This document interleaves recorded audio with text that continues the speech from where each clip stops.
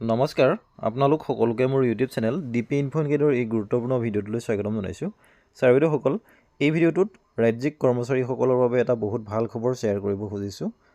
আশা কৰিছোঁ আপোনালোকে ভিডিঅ'টো শেষলৈকে চাই ইনফৰমেশ্যনখিনি ভালদৰে জানি ল'ব। লগতে ভিডিঅ'টো প্ৰতিগৰাকী ৰাজ্যিক কৰ্মচাৰীৰ লগত শ্বেয়াৰ কৰিব যাতে সকলোৱে এই ভাল খবৰটো লাভ কৰিব পাৰে। তেনেহ'লে আহকচোন ভিডিঅ'টোৰ মূল কথাখিনিলৈ আগবাঢ়োঁ। ছাৰ বাইদেউসকল, এই নটিফিকেশ্যনখন অসম চৰকাৰৰ বিত্ত বিভাগৰ পৰা জাৰি কৰা এখন অত্যন্ত গুৰুত্বপূৰ্ণ নটিফিকেশ্যন। আৰু এই নটিফিকেশ্যনখন 19/2/2025 তাৰিখ অৰ্থাৎ আজি জাৰি কৰা হৈছে।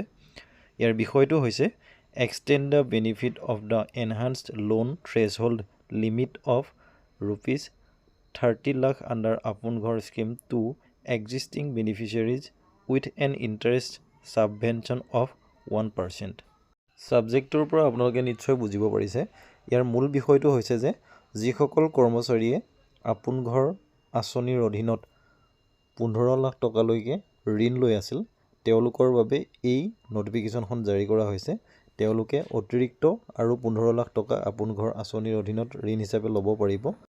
গতিকে যিসকল কৰ্মচাৰীয়ে আগতে আপোন ঘৰ আঁচনিৰ অধীনত 15 লাখ টকাকৈ ঋণ হিচাপে লৈছিল, সেই ঋণৰ পৰিমাণ এতিয়াৰ পৰা আৰু 15 লাখ বৃদ্ধি কৰা হৈছে।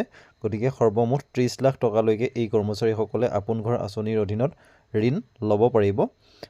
ইয়াৰ লগত অন্যান্য টাৰ্মছ এণ্ড কণ্ডিশ্যনছসমূহ একেই থাকিব বুলি কোৱা হৈছে আৰু 1% যি চৰকাৰৰ ফালৰ পৰা ৰাজসাহাৰ্য প্ৰদান কৰা হ'ব সেইটো কথাও ইয়াত উল্লেখ কৰা হৈছে।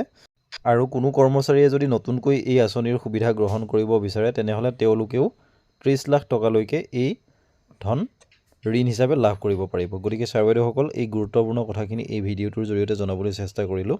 ধন্যবাদ।